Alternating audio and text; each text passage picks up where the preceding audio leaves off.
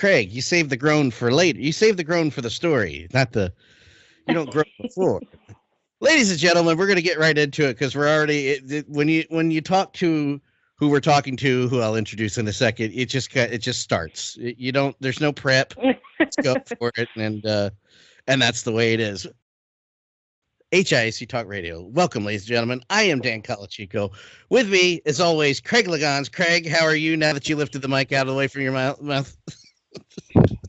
It's fresh as a daisy, Dan. Just came in from out the cold, wet, rainy night that is Philadelphia, Pennsylvania. Just in time to join you and our lovely co-hostess. And thank you for having me here. It's a pleasure to be dry. It is a pleasure to look dry. You dress the part, and I still look like a fat Italian in a t-shirt. Speaking of Italian, joining us. Go ahead, Craig. You had a rebuttal.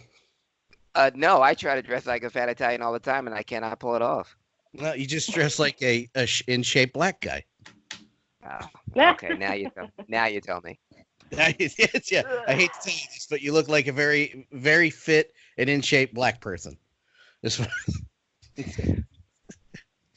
I mean, I'd rather look like you than me at some time. Well, that's another podcast for another time. But anyway, with us this week, as you hear her voice in the background, she's been a guest before, but she requested time to come on here to talk some S.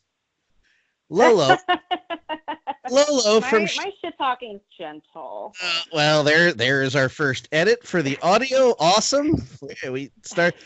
You know what? I told Harry, because we do a video podcast, I'm not editing that. That's for the video. It's YouTube. Nobody's going to take me down on YouTube. So don't worry about it. Lolo, talk as you would. I will fix it in post. But anyway, you're busting your back right now because we called you and you said that you were working hard. Please reiterate to the listeners what you're doing right now. I am. I'm on a pasta making kick right now. So tonight I was like, oh, I'll make ravioli. So I found the recipe online and I make 1,000 changes to it. And I'm rolling out this dough and like, I feel it in my shoulders. It's a full body workout.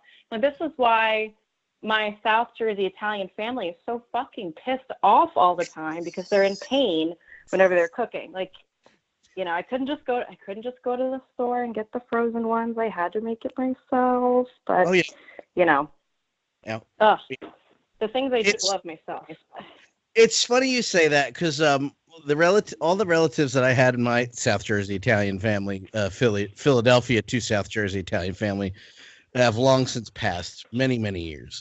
So the handmade stuff is gone. Thank you, Craig. I appreciate that. The handmade stuff is gone, but randomly, I used to work the night shift at Comcast. So if you ever called to complain about Comcast Philadelphia, you're probably talking to me, and you all suck. You're all very rude, and I hate you all. But I got home late one night. My dad was up, and we were talking about family stuff. This is years ago. And we're talking about stuff in the family that I didn't know about. And the one thing, so many secrets. Oh, well, we're not going to go into all of them because I found out more using Ancestry.com, and then I'll get the subject of me. But Amber stared right at us, Craig. That's so funny. But so revealing a bunch of stuff, and I knew my grandmother died. My father's mom, Italian Polish woman, died 57 years old. She died when I was eight. And I knew she was sick, but one thing I did not know was she had Parkinson's.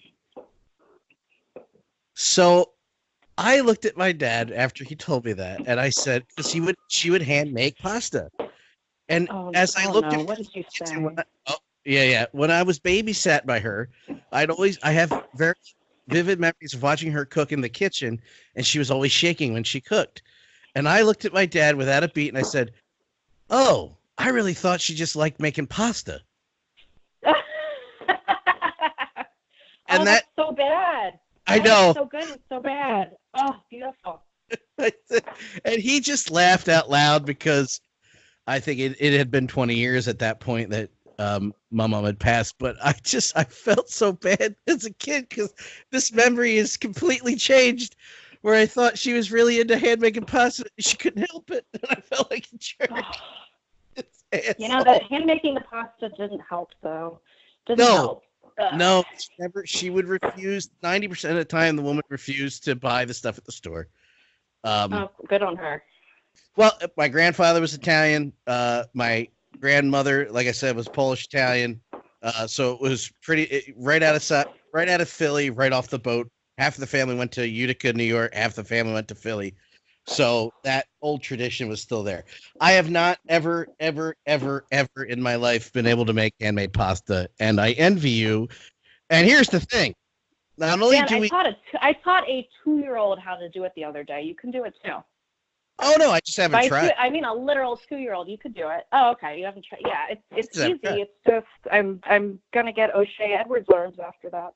Well, here's the problem. Not only do we meet at No Pro, Lolo, not only a year into our friendship do I find out you're basically from the same area as me, I am, that you move away to Chicago, and now I can't do what I want you to do, which is make me some homemade freaking pasta. No, I'll send it in the mail. I put it in a little envelope, but it'll arrive intact. It'll be perfect. You just can't you get that on a plane? That maybe. You never know. And I'm gonna go full mother at Primetime Pro Wrestling, so you never know. Speaking of that, you moved to Chicago. How is Chicago? How's Chicago treating you? Well, as of let's see, what is it? August 8th? Is it the 8th? Yeah. As of August 8th, the weather is glorious and beautiful. And in like 5 months, you're going to call me and I'm going to be like, I haven't seen the sun in 6 weeks and I'm so depressed and I'm a mess. I'm on like 6 different medications now. But right now it's glorious. But it's a totally different world out here. Like, absolutely. I moved to Logan Square, which is kind of an unofficial home for professional wrestling in Chicago because Logan Square Auditorium is right there. There's a lot of promotions that run shows, like a lot. So I'm 2 blocks from the heart of it. It's funny because when you told all your friends, "Hey, I'm moving to Chicago," one of the things I'll never forget is the 50,000 responses that told you, "Hey, it's windy." Oh, it's going to be really cold. Did you know that? Did you know it gets really cold in Chicago? Like, yeah, I fucking know it gets cold in Chicago. I was there at the very end of April, and it snowed 2 inches. So there's like baby birds outside and little animals, and they're screaming and making their noises. And then, boom, 2 inches of snow on the ground. It probably kill them all, unfortunately. But yeah, so that was one of the welcomes I got to Chicago. I'm like, don't worry, guys, I'm well aware. But like, what do people want you to say to that? You know? Yeah, thank you. I don't know the response that I'm supposed to give. Like, yeah, sure, yes, I appreciate it. Thank you. Thank you. Send me your thoughts and your prayers because I'm gonna need them. Well, that works in every other situation. Why not? No. Exactly. I had to throw in one of them at one point. I said, "Hey, did you know it was cold there?" And I left the comment section just to see what somebody would say. So how is running a company from the Midwest? That's still considered the Midwest, right? Or just the middle? Yeah, no, Chicago is the Midwest, absolutely. Did you run into Billy Corgan yet and yell at him? Mm-mm. Not yet, but you know, bald guys in wrestling, they're everywhere. So he could just be flying right under the radar. Seriously, I was watching the Phoenix City Invitational feed all weekend because on Independent Wrestling TV because Primetime Pro is a sponsor. And like every 5 minutes, I thought I saw Gator because there are just so many beautiful bald heads. It was glorious. No, he was. We'll talk about Gator and the SCI tournament in a second. So last time we spoke, you were just starting this little venture into wrestling, and we had many discussions. Yeah, we hadn't even had a show yet. Yeah. Oh no, we were on the eve of the show, and you had. We still didn't know if it was going to work or not. I mean, I had no worries about it. I'm going to be honest with you. I had no worries about it working the first time. It was sustaining that I'm worried about, and it doesn't look absolutely. And it doesn't look like going into the third show in September that's going to be a problem. We will talk about that in a second. But so it's been a while. You're running a wrestling company. Do you still love wrestling? You know, I love it. I love it more than I ever could because, let's be real, like, I get to be the good guy. You know, like, there's something that I said to a lot of people in the locker room last weekend when we ran Washington Monumental, because folks, of course, as you do in wrestling, come up and thank you for the opportunity. I'd love to come back, blah, blah, blah, blah. And there are a lot of people I looked at and I said, you know, you're not here on accident, you know? We've been afforded a certain level of privilege just given Gator's connections in the wrestling world and the fact that, you know, for years he built up a great personal reputation,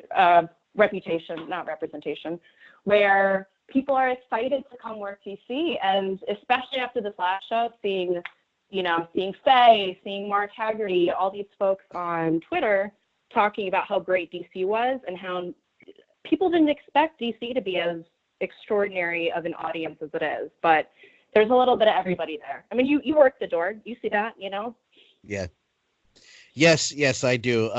And to the people who come to the shows, I'm going to have a brand new entrance procedure next time because that was annoying to me. Probably as annoying as to you.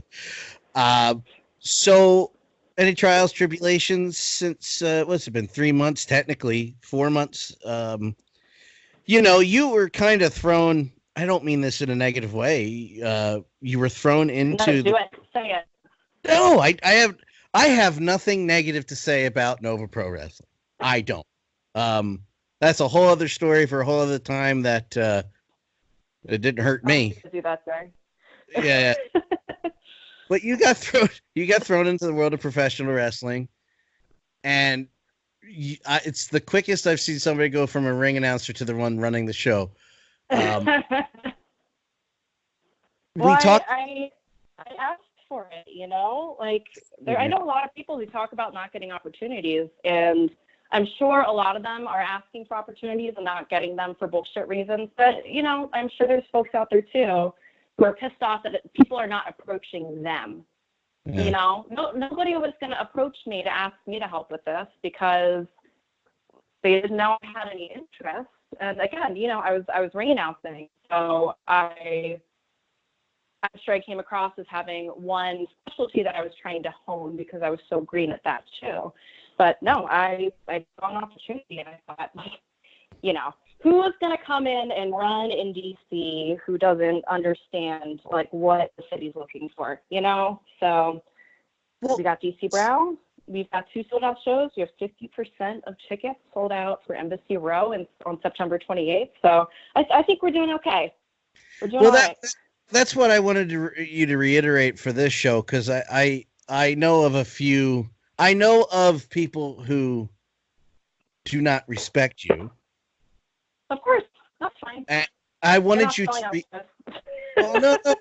But I wanted you to reiterate your what's the word? Lineage in the business of promotion and other things. Why you were called. Like Gator just didn't go, you've got a nice butt, you've got a nice face, you're pretty, you do it. You be the face of wrestling.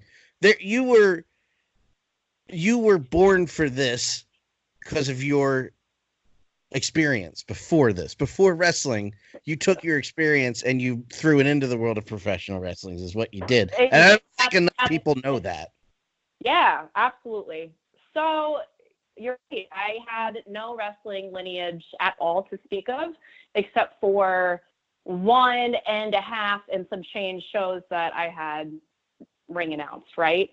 But I don't think a lot of people, I'll just say, you know, now I was Wrestle Circus a few weeks ago and everything. Just because someone really knows wrestling really well doesn't necessarily mean they know how to run events well. And I think that's something that a applies to a lot of really, really great promotions. There's a lot of products that I would love to see in different venues. And I do wonder that if they were bringing people into their office who could branch out a bit more and not settle, what they could create. So yeah, I cut my teeth at DC9. I started as a bouncer. So I learned a lot about crowd control. I learned how to manage people, especially with alcohol involved. You know, we run shows out of a brewery. So these are things we need to keep in mind, right? But yeah, I was a bartender who worked at a music venue. So you're not just pouring beers, you're doing a lot, you're learning a lot of events management while you're at it. And I ended up becoming the beverage director and climbing the ranks over there. But that's something that I really I hope we start to see more people being brought into the folds of pro wrestling who might not necessarily be able to name, 1,000 indie wrestlers. They might not be able to watch a match and dissect it in the same way that a really passionate fan would be able to. But can you create an environment where people are having fun, where they feel accepted and safe? Because that's another thing with pro wrestling. There's an assumption that it's all a bunch of really angry white dudes who want to beat the shit out of you, And as you and I know, especially in DC and other companies that exist in major metropolitan areas, that's just not the reality of wrestling anymore. So who are you bringing onto your staff to help you figure out events where there's something for every single person there? And that's exactly what we're doing at Primetime Pro. I don't want to announce anything you don't want out yet, but there's a show coming up, I think, after next year that is going to, I believe... Are you talking about March? I'm talking about March, yes. Yeah, so Gator has teased it online. I can't announce anything, but we are definitely taking the lead from a lot of, not promotions, but from wrestlers who have started to say, hey, why are you only doing Pride-related things in June when it's profitable for you? What are you doing the rest of the year? Are you doing a one-off show and booking all this talent that you're never, ever going to see again until June the next year when it's Pride Month and it's trendy? And I am an out queer person.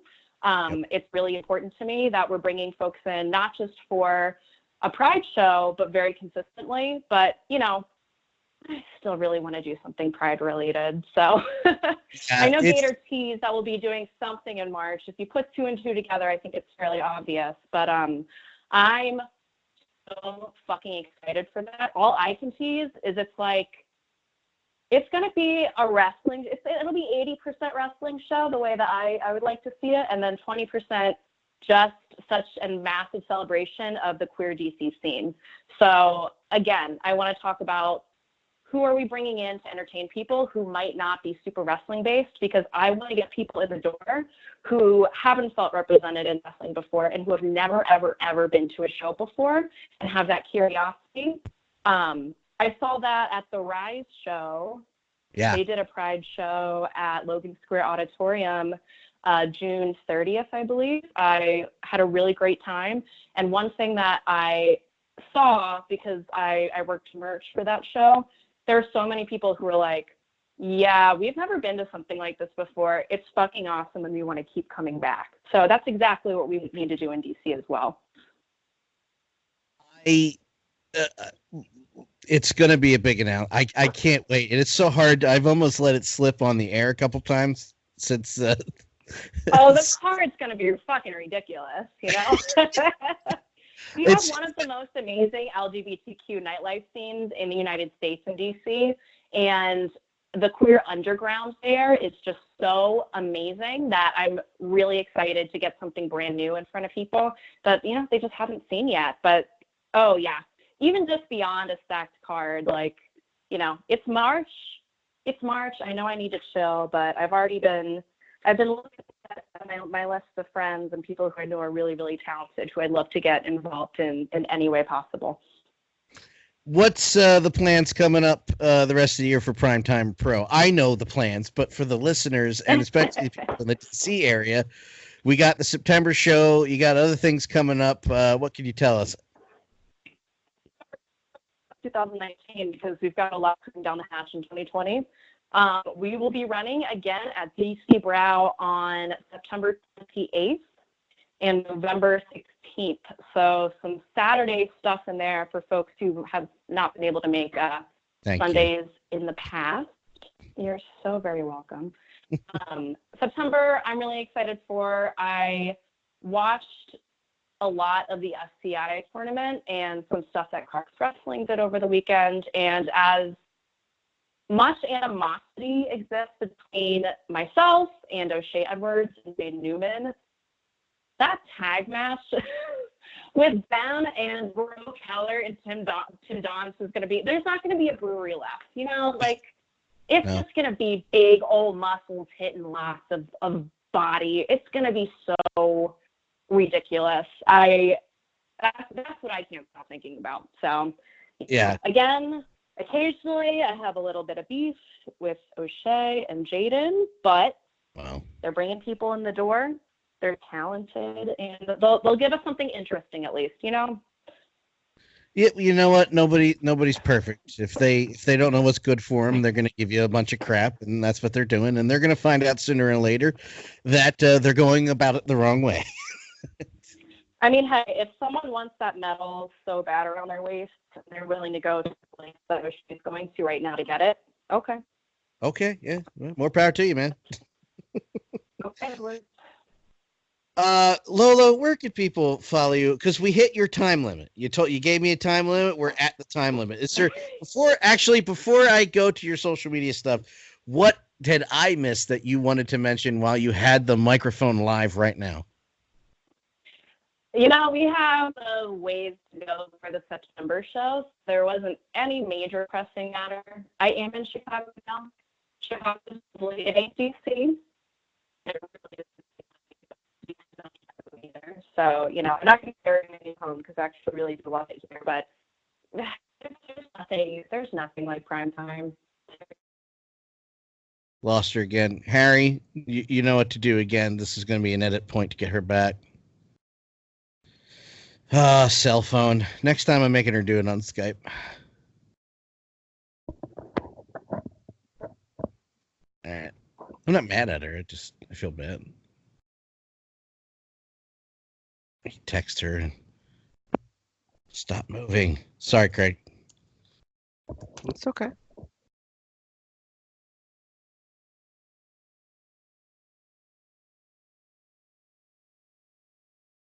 Why am I not texting you? Hold on. Yeah, this woman has seen some shit. No doubt. And Gator immediately was like, you're going to help run this company. And she's got a lot of connections. Oh, I did have her number.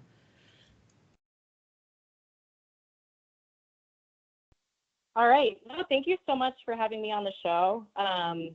You know, you are a DMV favorite. So when I started talking to people about wanting to do more podcasts, I was really glad to hear from you. But yeah, I'm super excited for September 28th. I will be there in the flesh. There's nothing else I really wanted to talk about. There's nothing major happening soon, but I'm just really happy to reconnect with local favorites again. Okay, well, next time what we're going to do is we are going to get you on Skype so I can at least get video of you talking and perhaps a better connection. Because I, like you, want to throw your phone out a window. Yeah, no, this happens. It happens. Yeah. What we will do when the show's cutting closer, we'll have you back on with or without Gator. We'll get you guys back on anytime, Lolo, that you want to talk about anything. You ask me, I'll have you on that week. If it's something on wrestling you want to chat about, if it's something in women's wrestling or in the Pride community about wrestling you want to talk about any day of the week, you let me know and we'll get you on the show that week. All right. Sounds great. Lolo, social media, where can people follow you real quick? Hellbender Low. So the words Hell, Bender, and Low. L-O. Lolo, thank you very much. See you next time. Bye. Thank you. Bye. Lolo everybody, the CBO of Primetime Pro Wrestling and Scorcher of Earth.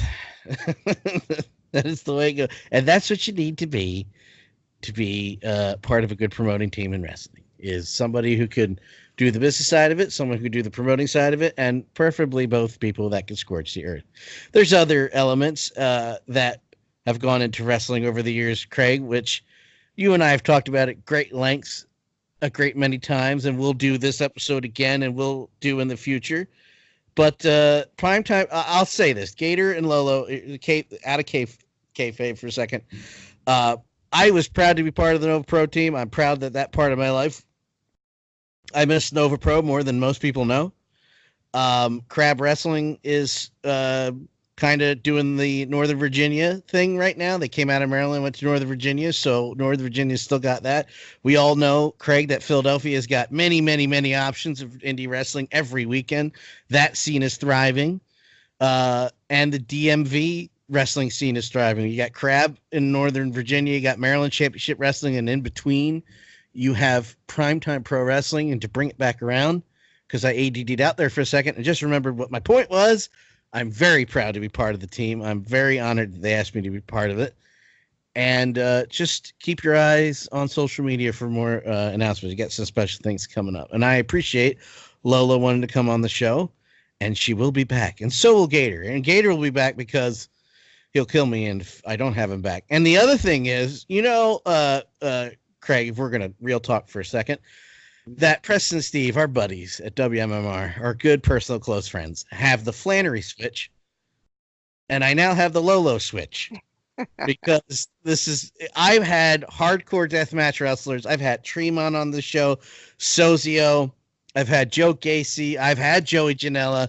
We've had dozens of guests, and Lolo cursed the most. Wow. So from now on, our Flannery switch is now Lolo switch. Lolo switch. Lolo switch. But everybody follow her on Twitter. There's a whole world you don't realize that is a good follow. Follow Gator, follow Primetime Pro, and follow me. You'll get our social media stuff. Thank you, Dustin, for suggesting a new intro where we go right into it. I'm going to stop babbling because I'm real excited. As if we didn't have enough wrestling to watch the rest of this year, we now have more, because Billy Corgan today announced that the NWA TV show, the one that used to be produced in the 80s. Well, I say the 80s. That was produced up into the 80s from the 50s. Is coming back in October, live from Atlanta, GA. Am I breaking this news to you? You were breaking this news to me for the first time. I've heard none of this. Well, guess what, Craig? The NWA National Wrestling Alliance TV is coming back in from Atlanta, Georgia. I'm assuming it's going to be internet for now. Okay. They're going to produce a full hour, unscripted television, unscripted for promos, obviously, but they're going to do the old school show that you grew up watching, that I grew up watching at the tail end when it was WCW, owned by Turner, and the Horsemen were still running roughshod over everybody. The old show's coming back from Atlanta in a studio in October. So AEW, WWE, and the NWA name is throwing their hat back into the world of professional wrestling on a weekly basis. And my head exploded because I'm watching this video. He did a nice presentation. He's got a great producer and director, David Lagana. I'm like, hey, pay-per-views? It's got to be pay-per-views. Not TV show. We're just going for it. And I appreciate, Craig, now that you've had the news broken, I get your reaction to all this, but I do appreciate that Billy got the NWA back from the cluster F that was, he thought, buying TNA, and Dixie didn't have it to sell him anyway, to getting that money back and throwing that at the NWA and it not dying. Everybody laughed. We laughed. Now, we half laughed because we also were like, I want that name back. I want that to work to where they're not making millions, but they're thriving as a brand name more than it has in the last 20 years. The point where they think it's strong enough, the NWA title means something again, that they can build a TV show. I'm so excited for this. I don't know how long it's going to last with all this content to watch, but the first couple weeks in October are going to be freaking great.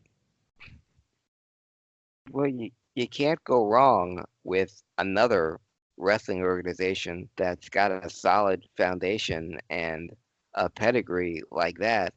I mean, even if it was just a brand new, wrestling organization funded by Billy Corrigan, that has a TV spot or a national, spot for it, I'd be just as excited, because in professional wrestling, there's absolutely nothing wrong with competition, with there being more than one option.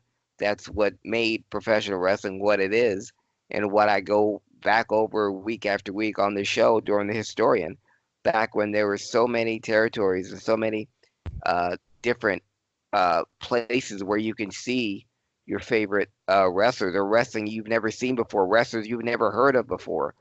Uh, I mentioned last week with the advent of cable TV, I mentioned Black Saturday last week when uh, the WWF went into Georgia Championship Wrestling and took over an NWA stronghold.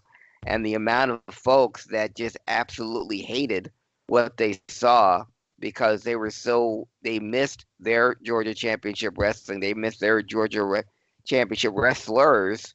They knew what was up in New York. They knew what the WWF style was. Yeah. That's why they didn't want it. That's Yeah. why they turned it off in droves. That's why they were so welcoming to Bill Watts' Mid-South Wrestling and to Ole Anderson's Championship Wrestling from Georgia. We have this now with AEW and now the NWA. We have variety. We have different options. We're going to be exposed to wrestlers we've never heard of before, never seen before.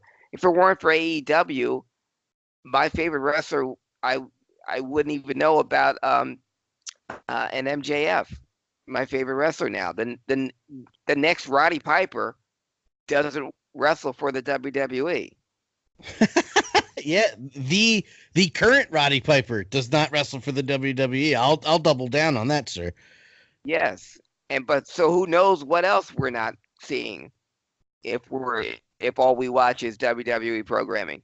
I mean, just in NXT alone, we have future major superstars, major money makers that we haven't seen, and I have no doubt that one or more of them are in the NWA right now, and we just haven't seen. So I'm as excited as you are, sir, for just hearing the word NWA, and even more excited that one of those federations that we talked about, AEW, is coming to my own town right here in Philadelphia. You saw that, or did I break that news to you as well? No, you showed it to me. Oh, okay. So yes, to piggyback off that, and then we'll piggyback around it because I just remembered something that I was so angry about. It was so important to me that I had forgotten about it until you mentioned the name. So the tickets went on sale for AEW's first television show, and I'm not going to rant and rave about this, but I cannot overemphasize what a cluster F that Ticketmaster is. Ticketmaster is the worst organization as far as selling tickets and buying and trading tickets online that I've ever seen in my life. And I'm not going to, it's got to be around 50% of the tickets that were bought were put immediately right back up on StubHub and sold for double, triple the price. They had this thing, tickets, they sold out. It's sold out. So they made their money. Like AEW's made their money. Their first show's going to look great on TV. I have no ill will towards AEW. They didn't do it. That's who you go with. You go with Ticketmaster. But Ticketmaster, I'm never going to try again. It discourages me to even try to get tickets for anything, because they would have tickets listed whether you tried to buy 2, 3, 4, or 1. It was a constant message, and I was in line waiting on that virtual line for 20 goddamn minutes. Which, 20 minutes. I was working and doing it at the same time, but 20 minutes turned into 6 hours of me trying to get a ticket, and I still don't have it and won't be having it because, like I said, you go to StubHub and those same tickets are now $200, $300. No, this ain't WrestleMania. No, It was you'd click on a ticket, you'd pick 4. I'm like, all right, I can get 4 people to go with me. I'll get the money back. Sorry, but a fan has picked that ticket. All right, 1 ticket? Sorry, a fan. How about 2? Sorry, a fan. Ticketmaster is a clusterfuck, and Ticketmaster can go to hell. And I really hope that there is a bending point for this company where enough people go, I think we're done. It was so disappointing. And I really hope that the ticket sales for AEW's it'll be their 3rd television show, will sell well for Philadelphia, because not only are they going to Philadelphia, but they're going to the Lee Core Center. So it's not like they're trying to sell out the big building. It's at Temple University, which is a good 10,000, 7 to 10,000 basketball arena. Mm-hmm. Yeah. Last show I saw there was TNA's Lockdown, and it was sold out when TNA could sell tickets. It's a good venue. I'm really excited about that. And for those who have this thing about Temple, I can't go to Temple University, everybody gets shot there. Park in the parking garage and walk across the bridge. You never set your foot on the on the ground. Calm yourself if you're that scared. Which I say that with where things are going around the world. Never mind. I shouldn't blow that off, because that is the way it is now. I'm real excited for that. And I'm thinking about maybe trying to get a ticket for that and driving up and then driving back, because it might be easier to go to that show. So if I get a ticket for that, I might make that a night. We might not be going on the air that night if I get a ticket for that. Okay. Well, if you need a place to crash, Dan. That's true. I could crash there, wake up. Might take you up on that, sir. Okay. I'll let you know, my friend. I appreciate that. Of course. With that being said, back to the NWA, we mentioned that their TV show is coming back. We mentioned that AEW is running, starting their shows finally in October, and they got the ball running. So it's DC, Boston, Philly. But we go from that, where we have this resurgence of wrestling on TV, which I'm quite frankly happy about for now, to a somber one. And I'm going to let you take over in a second, but whenever a legend passes in any business, it's like you cannot. We all know he's legendary, but for those who might not know, I know Dustin will know the name, but there might be people even listening to this that might not know the Harley Race name. I know my friend Aaron would not. I don't think he would know who Harley Race is, because he's much younger than me. And he's kind of was into wrestling, left for a while, and we got him back into it, actually. Harley Race is a god amongst men. As much as Bobby Heenan was a god amongst men as far as managing, Harley Race is a god amongst men. I would put him above Ric Flair as far as legendary status. I know that's a terrible thing to say, but Craig, it's not. I'm not 100% wrong. Harley Race was God before Ric Flair was God. Harley Race passed the torch to Ric Flair. That's how big Harley Race was. That's still one of the best matches I've ever seen. Is Harley Race? You talk about you want to watch old school wrestling? Go to Starrcade. Go to Starrcade and watch Ric Flair. Well, first of all, watch that whole card, because it's amazing. But watch Ric Flair, watch Harley Race beat the holy hell out of each other for 30 minutes. And he wins with a cross-body block. Ric Flair can't do that no more. I don't think he won since then with a cross-body block. Same thing. Thrown off.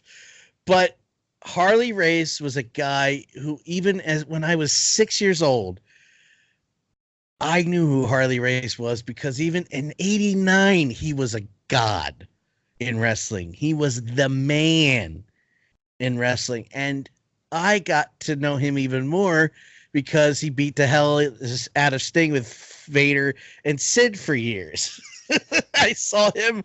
I live in a world where I actually saw Harley Race throw a high flying headbutt in person at the Philly Civic Center. He missed Sting. He hit the referee, or he hit Vader, which is fine. Hit the wrong guy. But I saw Harley Race do the move. The one of the signature moves that he was known for later on, and he still looked like Harley Race. That's the thing that drives me looking at that guy. It blows my mind. Harley Race was Harley Race from start to finish. And Craig, the wrestling historian, is now all for you because it is about the passing of the legend I just put over 1,000 times, Harley goddamn Race. I believe that was his middle name. Dan was goddamn. You mentioned the words NWA when you broke the news to me that the NWA was coming back to television and into Atlanta, calling it from Atlanta, Georgia. An NWA, and I go back a little farther than you. The NWA is synonymous with Harley Race. You can't say the words NWA to me, even if you're talking about one of the greatest rap groups of all time. You say the letters NWA, I instantly think of Harley Race. I've been conditioned to think of Harley Race.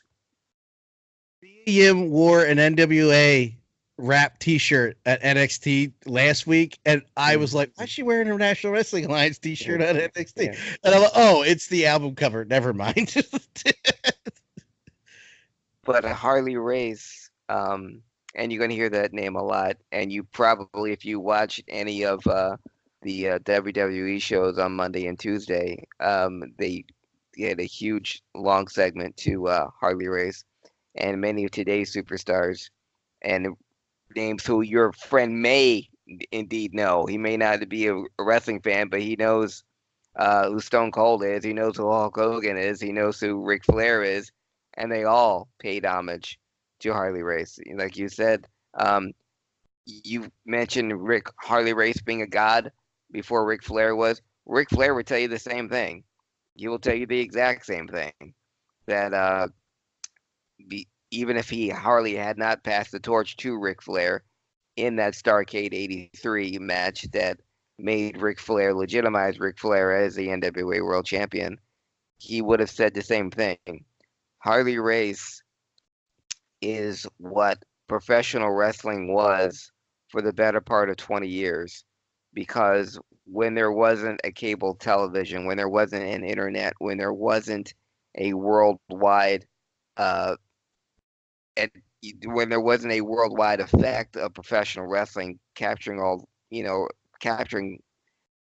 wrestling fans from around the world, you had Harley Race going to every major city in the world, in Japan, defending the belt 315, 320 days out of the year, and making the NWA World Championship and that belt that he wore the premier prize in all of professional wrestling. That includes the WWF, that includes the AWA, that includes everything. I've said it on this very podcast. I'm not a belt guy. I don't, buy the fake belts or the replica belts. If I was ever going to get one, it would be the NWA Championship belt, because that's what I grew up thinking was the pinnacle in professional wrestling. And I'm quoting Harley Race when I say that, because I grew up in Philadelphia. I grew up in WWF territory. Bruno Sammartino was my hero, and then it went to Bob Backlund. That was the only wrestling I had. When I got a chance, when I realized that there was other wrestling out there, when the veil was lifted and I got to see championship wrestling from Florida, I got to see Georgia Championship Wrestling on TBS, I got to read the pro wrestling magazines put out by the great Bill Apter. I heard about this other group called the NWA. And the NWA champion at the time when I became a wrestling fan was Harley Race. Actually, it was Jack Briscoe, but when he lost it to Terry Funk, and when Terry Funk lost it to Harley Race, I knew it was legitimate, because when I became a wrestling fan, I knew Harley Race was a former NWA champion. So when he regained the belt from Terry Funk, February 6, 1977, I knew that whole time, from the time he was a former champion, him regaining it back, that it was for real, that this man was as good as he was. And then Harley Race kept a stranglehold on the NWA title 7 more times.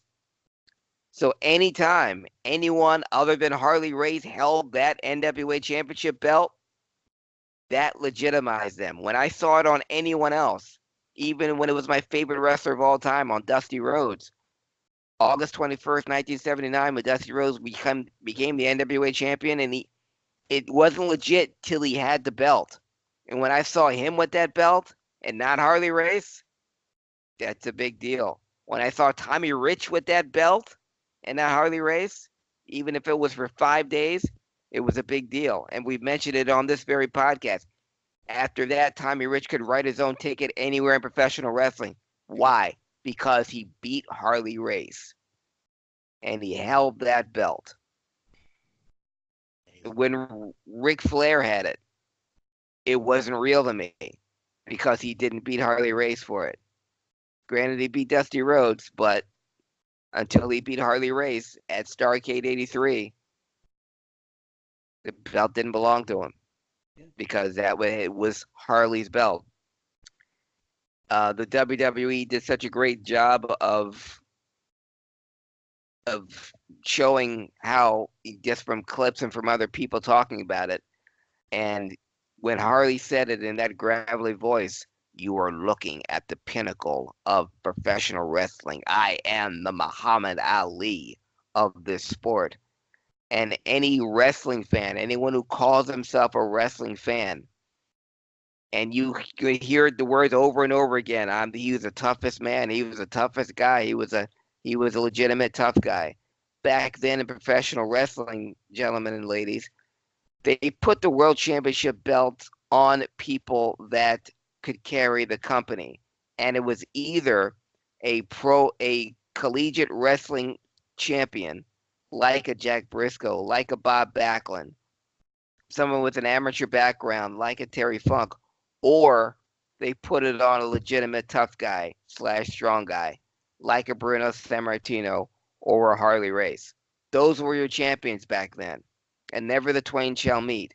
You had your Dory Funk Jr.'s, your Pat O'Connors, your Luthez's, your Buddy Rogers, hardcore amateur wrestling background, guys that were great in college, or you put it on a tough guy, a guy that could legitimately, if something went wrong in the ring, there was no way that you could beat this man anyway. If there was no shoots around Harley Race, Harley Race was champion, again, not just for a reason. Not only because he was the toughest guy in the arena, that includes the audience, it was because he was a professional wrestler first and foremost. No one could sell like Harley Race. When he was on the offense, he worked best as a heel. The arms would go out after he took a bionic elbow from Dusty Rhodes, just flat out like he was doing angels in the sky. The way he would flip over the top rope when he taken a Mr. Wrestling 2 knee lift, or taking a flying body press from Ricky Steamboat. The chops that he would get from Steamboat would spin him around on his heels and he'd land face first. Wasn't afraid of juice. Back then, there was no fear of blood. Harley Race could bleed every single day of the week in defending that NWA championship. I realize I've gone on a lot about Harley Race, and this segment of Wrestling Historian is going to be all Harley Race because, as horrible luck would have it, as we're saying goodbye to Harley Race, this week in professional wrestling featured a lot of Harley Race milestones. So we're going to go to that right now.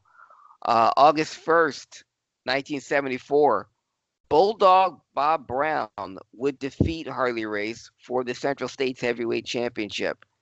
This was a title that Harley Race would hold 6 times. This would end Harley Race's 6th title reign. He would hold it 8 times, forgive me. But Bulldog Bob Brown defeated Harley Race for the Central States Championship in August 1st, 1974. This was the year after he had lost the NWA Championship to Jack Briscoe. This was part of Harley Race's road to regaining the NWA title. When Harley Race first won it in May of '73, he only held it for 57 days before he lost it to Jack Briscoe. Harley Race, of all people, if you can imagine that, for a time was the shortest reigning NWA champion of all time. 50, That's long. 57 days in the NWA was the shortest reign. Wow. So Harley Race was seen as a fluke champion. It's laughable as that is, Dan. Yeah. That is laughable because that's funny. Yeah, Harley Race at first defeated Dory Funk Jr. in 1973 because the NWA at the time didn't want to give it to Jack Briscoe. Jack Briscoe and Dory Funk Jr. had hour-long matches for 3 months straight, from Florida to Texas to California to Canada. But the NWA was reluctant to have Dory Funk drop his belt to a babyface. Enter Harley Race, who defeated Dory Funk Jr. 57 days later, Harley Race would lose it to Jack Briscoe. So Jack Briscoe would be NWA champion, but just not at the expense of Dory Funk Jr.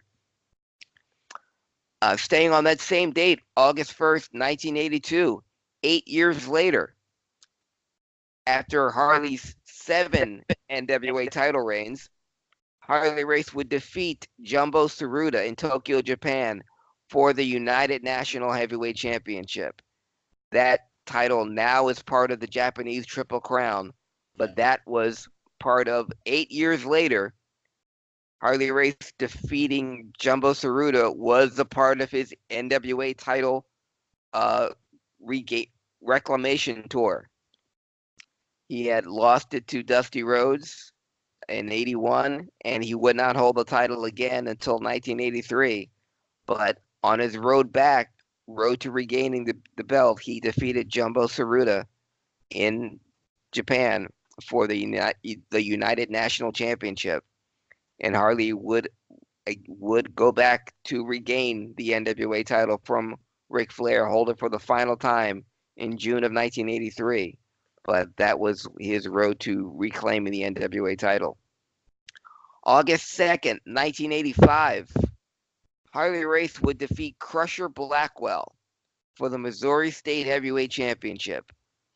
And I've said many times on this very podcast, the Missouri State Heavyweight title was the second most regarded title in the NWA.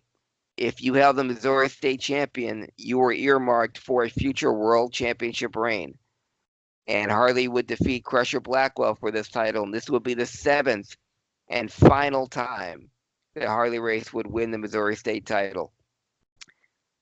And the Missouri State Championship, like I said, it's been a precursor for the World Heavyweight title. Former Missouri State champions have been Ric Flair, Kerry Von Erich, Bob Backlund, Jack Briscoe, Ted DiBiase. If you were the Missouri State champion, you were picked for great things. And I said earlier that when 1982, August 1st, when Harley Race won the United National Heavyweight Championship, that was his road to regaining the NWA title. When Harley Race finally did regain the NWA title in 1983, he was already the Central States Heavyweight Champion and the Missouri State Heavyweight Champion. Wow. When he won the NWA title, so he had to give up both the Missouri State Championship and the Central States Heavyweight title. And on this date, August 2nd, 1985, Harley Race would be fittingly, the last Missouri State Heavyweight title, a heavyweight champion. The title would be vacated a couple of months later when Jim Crockett would buy the Missouri territory, and that would end the Missouri State title. Missouri State title was the pinnacle because it was part of the St. Louis territory. The St. Louis, Missouri was the headquarters, had been the headquarters of the NWA. The NWA offices were in St. Louis, so when you were the Missouri State Champion, you were the company's top dog. And they would hold matches in St. Louis at the Kiel Auditorium or at the Checker Dome, and they would highlight NWA champions, WWF heavyweight champions, and AWA champions because everyone was a member of the NWA. They were the largest governing body of professional wrestling. So if you were the NWA heavyweight champion, folks, you were the world heavyweight champion in all of professional wrestling. And no one held that title with more dignity. People have held it more times than Harley Race, but no one's held it with more dignity than Harley Race. Because if you were the man, to be the man, you had to beat the man. And before there was a man named Ric Flair, there was Harley Race. Staying on August 2nd, 1992 was a landmark date in the NWA WCW history, because on that date, Dan, in Baltimore, Maryland, Ron Simmons would defeat Vader to become the first African American world heavyweight champion. He defeated Vader with a power slam to become the first African American world heavyweight champion. Ron Simmons would become the WCW heavyweight champion, defeating Vader. And who was Vader's manager at that time? I believe it was one Harley Race. There you go. So even outside the ring, Harley Race was still a part of history. For anybody doubting, if anybody ever blew off Ron Simmons, go back and look at that match. Not only see one of the world's largest power slams, but everybody downplays him as the guy that just goes, damn, now. Which the best one I saw was finally Rob Van Dam. Like, why was that not something that happened 20 years ago? But thank God it finally did. Listen and look at that crowd when he gets the 3 count. And all of your debates about how good he was are incorrect and null and void, and shut up. Yes, for anyone who thinks of Ron Simmons only as the damn guy, needs to revisit history this week in pro wrestling history. August 2nd, 1992, Ron Simmons became the world heavyweight champion by defeating a legit tough guy in Big Van Vader with an incredible power slam. But like Dan said, look at the crowd jumping up and down in absolute adulation. You don't see that anymore. I haven't seen that in quite a long time. No. But back then, August 2nd, 1992, with the great Harley Race at ringside, you got to see history. And again, like even outside the ring, Harley Race is still a part of history. Which brings us to August 3rd, 1980. Last Tangle in Tampa. This was on the cover of Inside Wrestling because this kicked off a week in 1980 that was unlike any in professional wrestling. That same week, in the Superdome, there was 26,000 people to see a blinded Junkyard Dog take on the Freebirds. August 9th, 1980, Shea Stadium. We would see Hulk Hogan body slam Andre the Giant, and Bob Backlund and Pedro Morales become the WWF Tag Team Champions, and Bruno Sammartino take on Larry Zbyszko in the cage in Shea Stadium. But August 3rd, in Tampa Stadium, 17,883 people got to see Harley Race versus Dusty Rhodes. Last Tangle in Tampa. It made the cover of all magazines. It was the cover of the Tampa Tribune. And this was a 1-hour match. And to make sure there was no chicanery, the special guest referee was Fritz von Erich. And to show you how big wrestling was, like how it was unlike any other wrestling card, I mentioned the other 2 cards earlier that in that same week, 26,000 at the Superdome, Shea Stadium sold out. In Last Tangle in Tampa, 17,880 fans. Andre the Giant was on all 3 cards. But I digress. This is about Harley Race, and on this card in Tampa, 4.5-hour show, Dan. Andre the Giant was on that card against Super Destroyer. Wendy Richter, of all women, won a $10,000 women's battle royal that included the Fabulous Moolah. So this is 4 years before MTV and Rock and Wrestling, the brawl to settle it all. Wendy Richter won a $10,000 women's battle royal at Last Angle in Tampa. Like I said, it was a 4.5-hour card. The WWF champion Bob Backlund was on the card. He defeated Magnificent Morocco by disqualification. The Dusty Rhodes versus Harley Race match for the NWA title didn't take place till 10:45 that night. Okay, and the card started at 7 o'clock. And Gordon Soley, the great announcer, said the air hangs hot and heavy here in Tampa, ladies and gentlemen. And that it was. For an hour match, they had to go. It was 2 out of 3 falls. Dusty won the first fall in 9 minutes with the bionic elbow. And Fritz actually had to take a knee after that fall. They went another 34 minutes with no falls counted.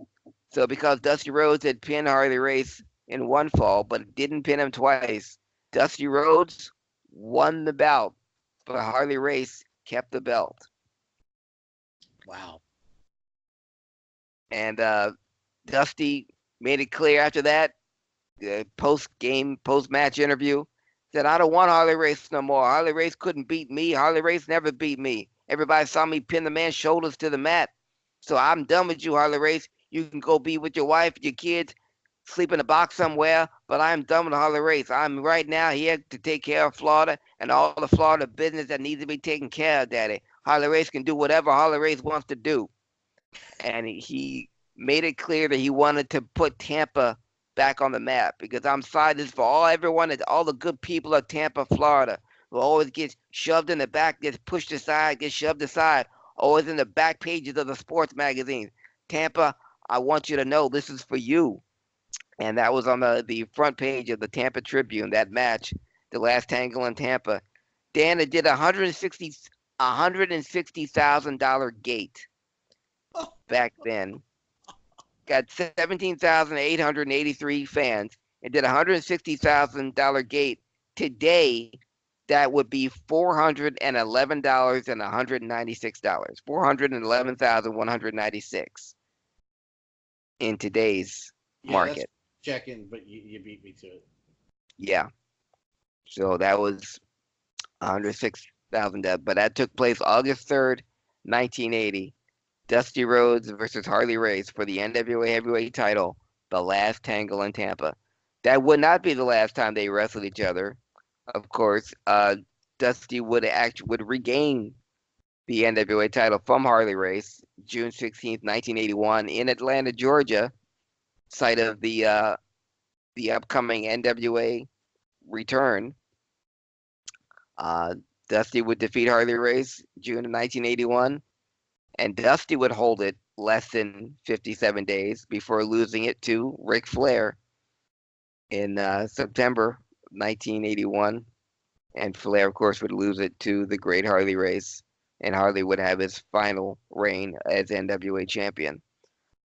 There isn't a man on God's green earth that could touch Harley Race in terms of professionalism, toughness, and being a champion. Harley Race is who taught Ric Flair to be a champion. Harley Race, who once ripped out an earring that Dusty Rhodes was wearing because it made him look queer.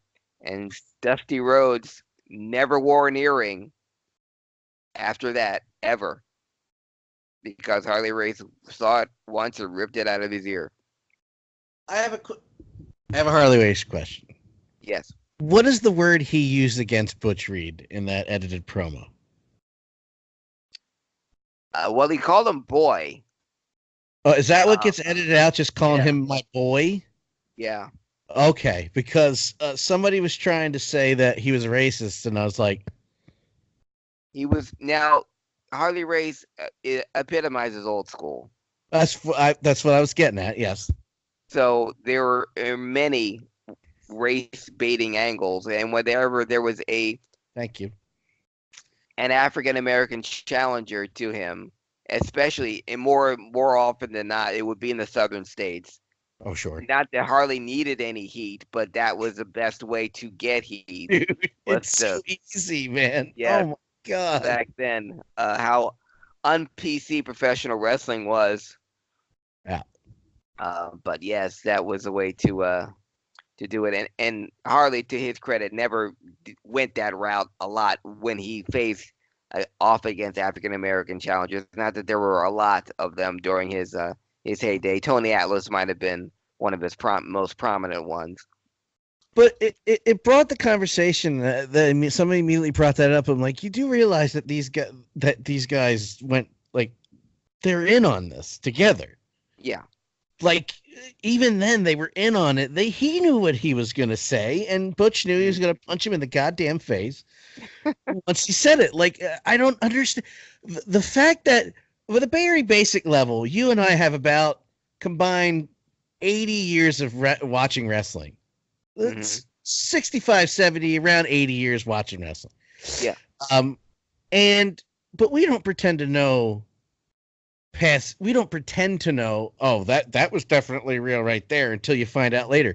How anybody would look at that situation 20 years later and go, well, what a piece of crap. I'm like, oh my God. Oh my, so frustrating to look at that conversation and go, and not, Craig didn't say a word. I didn't. I scrolled by. I couldn't believe I scrolled by because I was like, "What? What are you doing?" Yeah. I just wanted to get your take on that, and I appreciate you being honest as always. Yeah. I wouldn't ask you if I didn't want honesty. I understand, and that's what this show is all about is honesty. I honestly loved Harley Race. I honestly love what Harley Race stood for. He legitimized pro wrestling for me. I always have, Bruno made me love wrestling. Dusty made me a fan. Harley Race made me respect professional wrestling because, again, you beat Harley Race, that means you're damn good. It's like you knocking off the Patriots or the Golden State Warriors. It ain't a fluke. That means that someone thought that you were good enough to beat this man. Because if you had that NWA belt and you weren't Harley Race, then you must be good. But as tough as he was on people that only know him as the King, with the crown and the robe, and the WWF version of Harley Race, they didn't stick him. They stuck him with a gimmick, but they stuck him with a gimmick that was worthy of him. I have been an outspoken critic of WWF while it was happening. Why, when they were taking every big name from every territory and changing their name and giving them a stupid gimmick and making them lick people or clean out toilets or be former hockey players or roosters or what have you, they made Harley, but they made Harley a king because he goddamn was. That he was. It didn't occur to me until you just said that. Of all the gimmicks, they made Harley the king. You're goddamn right they did. Yeah. They damn well have better made him a king. Well, he wouldn't have accepted anything else. No, anything less would be uncivilized. Very good. At least we put that quote from a piece of crap to a good use. Can't believe I remember those commercials too. Yeah, and one of the what's funny is a lot of, like, he would get angry in promos, but a lot of his promos was very low key. Like, I'm just going to kill you. And I'm just going to tell you people why I am the best. Because there is nothing that I haven't seen or nothing that I haven't done, and I've been through more hell than you can ever imagine, and this makes me the best. When I heard of his passing, the first thing that went through my mind was on that God's Green Earth thing, and that's why I tweet as like, no longer on God's Green Earth. Yes. I thought it was appropriate. It was appropriate, Dan. I love that quote. I love that you chose that, and because he said it enough times and we all believed it, and anyone who's ever seen him wrestle or had any time with Harley Race knows There wasn't a tougher man or a better champion on God's green earth.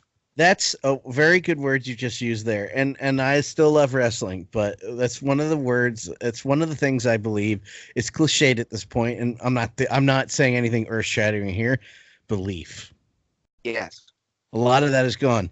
I believe that MJF is a piece of crap, a snot-nosed punk-ass rich kid who thinks he's the greatest thing walking, that his crap doesn't stink, and that he'll beat the crap out of everybody at the same time run away. I absolutely believe him. I believe Brock Lesnar will beat the crap out of Seth Rollins and make him bleed internally. Yes. There's still belief. It's very few, but there is belief out there still. So, and belief is a key word in those days. And again, even as a little kid, I believed that Harley Race was going to beat up Sting when the referee was turned. Yes. I just believed it was going to happen. I believe that Harley Race was as good as he said he was. And this is before everyone confirmed my feelings that he was the toughest man on earth. Yeah. I just thought he was. Good. No. Finish your sentence. I just thought that was just, he's a tough guy. He's a tough guy. And then, hearing other people and the veil being lifted and getting the inside scoop. And as I became older and as I became friends with wrestlers and seeing backstage and hearing the stories and actually talking to the people that I once paid to see, it's like, oh, he really was a legitimate tough guy. And then you hear the stories and the backstage stories and other things of people that had a beef with Harley but never said it to his face, or had a problem with him in the ring but would never do anything about it in the ring because it was Harley. And one of my favorite quotes that I'm hearing from his passing is like, if Harley didn't want to be beat, he didn't. And so if he wanted to drop the belt, he would get it right back 5 days later. And Harley didn't die. He just agreed to do the job for the Lord in a loser leave town match. So you're saying there's a chance he could come back? Chance. But I've always said my thing with Harley being champion, it's like, even if death had him covered, Harley would still kick out at 2. Yeah, he did. And then they went to a time limit draw. It's the only reason why. Yeah. There's a great interview on the NWA channel, since this is the NWA heavy episode, that they put up Monday. They put up a tribute video when he passed, of course, because again, when you see the name Harley Race, you see the NWA logo. Mm-hmm. That's all there is to it. Yeah. I think in March, he did a sit-down interview with Nick Aldis, the current NWA World Heavyweight Champion. I did see that on YouTube. Yes, wonderful. And they put it, they edited it down for one of the videos they put out weekly on the NWA. But on Monday, they released unedited the 16 minutes of them chatting, and all the talking we just did about Harley Race, you see in Nick Aldis' eyes. For the moment he sits down and he goes, "I'm sitting next to Harley Race." Yeah, and he is listening to every word he's saying. Mm-hmm. And his eyes are that glow you have when you meet the legend of something. It's just complete reverence. Yeah. And you don't see that a lot anymore. And you saw it there. Nick Aldis just looking at him going, that's Harley Race. Yeah. What else you got for me, Craig? That is it. That what happened in pro wrestling this week. Like I said, with horrible irony, involved a lot of Harley Race. Some of them made history, and part of it was history. I got to see another clip of Harley versus Kevin Von Erich, and I completely missed it because David Von Erich came in. I didn't see a year on it. I figured it was after he had passed, but this is before David had passed, and Harley was fighting Kevin Von Erich. Kevin had injured his shoulder. Harley had run into the post, and he couldn't continue. And David came in the ring and with really stiff shots, was really giving it to Harley. bet he and picked up was. the NWA belt and said, "You're not worth this, okay? I'm gonna tell you this one thing, Harley Race. I'm coming for this belt, and you're not gonna be able to stop me." And he dropped it on his chest, and it came into play later on. I remembered after David had passed, and Harley did a because when David had passed, it's rocked the entire world of professional wrestling, I remember. WWF included. And Yeah. Harley even said with the belt in his hand that he would that David would have made a great NWA champion. There was no doubt in my mind that at some point in his future, David Von Erich would have been NWA champion. Yep. Yeah, that's I could as soon as you mentioned I could hear it in my head. I heard the words, there's no doubt in my mind. Hey, you want to talk about Goldberg? Oh, um, yeah, it was kind of thing that I really don't like about today's day and age. Because had I not known already and had half the world not already known that Goldberg was going to face Dolph Ziggler, it would have been a bigger moment on television. I mean, it was a big moment for the crowd there, and for the people who didn't know, who don't read the sheets or don't have any social media or are living in a cave with their hands in their ears and their eyes covered. But that's one of the things I don't like about this day and age because there are no secrets. Now. Yeah. My friend Aaron, and he didn't do it maliciously. He was like, "Hey, you want to hear what I just heard?" Because he reads the dirt sheets. I was like, "Yeah, shoot, go ahead." Goldberg Ziggler. I'm like, Goldberg Ziggler? I mean, I wouldn't be sad about that, but why? Yeah. Michaels is there. And I will say this, we've been over.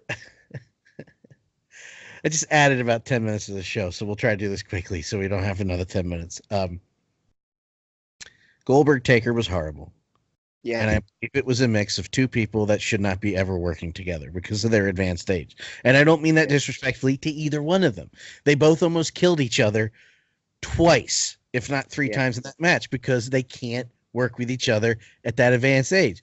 Cut to 2 months later, Undertaker working that match at Extreme Rules with guys that are younger and can carry a match and can help him do things and vice versa.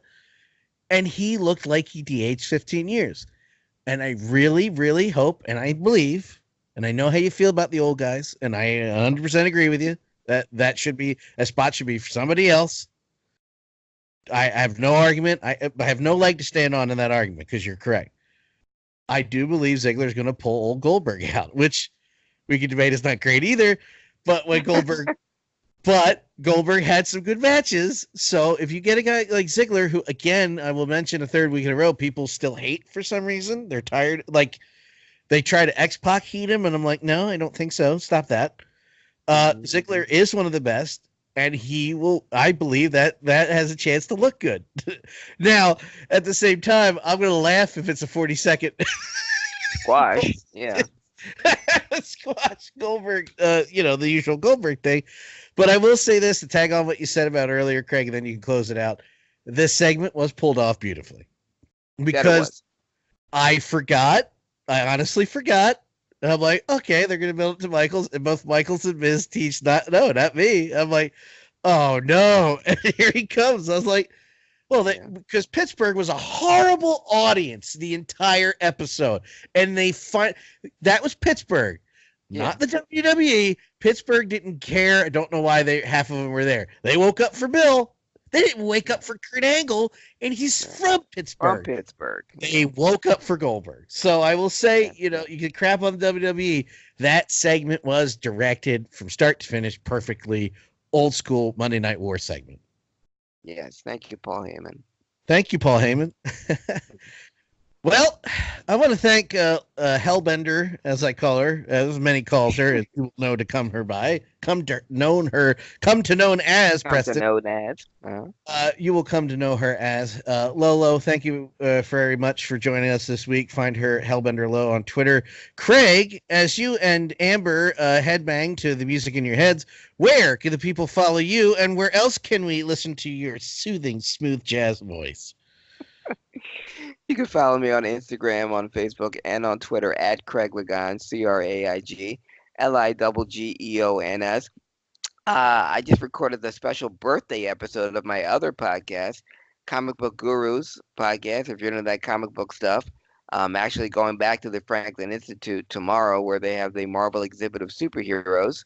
Our special event there. Everyone's going to be handed out a special digital download of Avengers Endgame, um, and Avengers Endgame coming out on Blu-ray Tuesday, August 13th.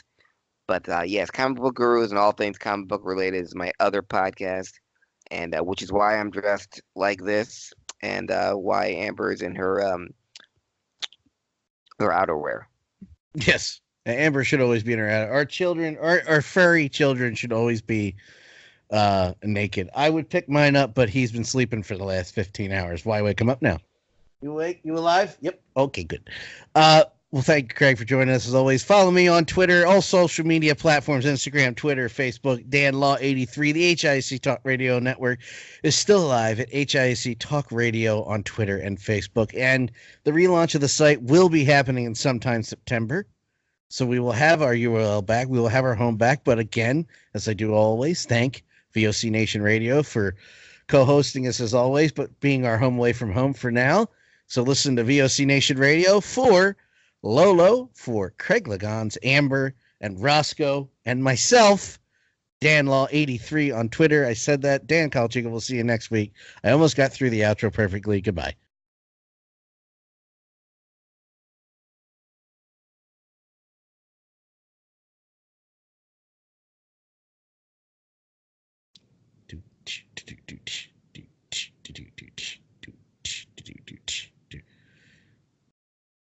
If you'd like to make a Your call. call has been forwarded to an automated voice messaging system. No. 804. No. Harry, sorry about the extra work this week, buddy. I know you don't mind, but I still feel bad that we knew this would come eventually with the American internet. The American internet and phone infrastructure, which is garbage. But everything's fine. Thoughts and prayers. Like my cheesesteak hat? Love it.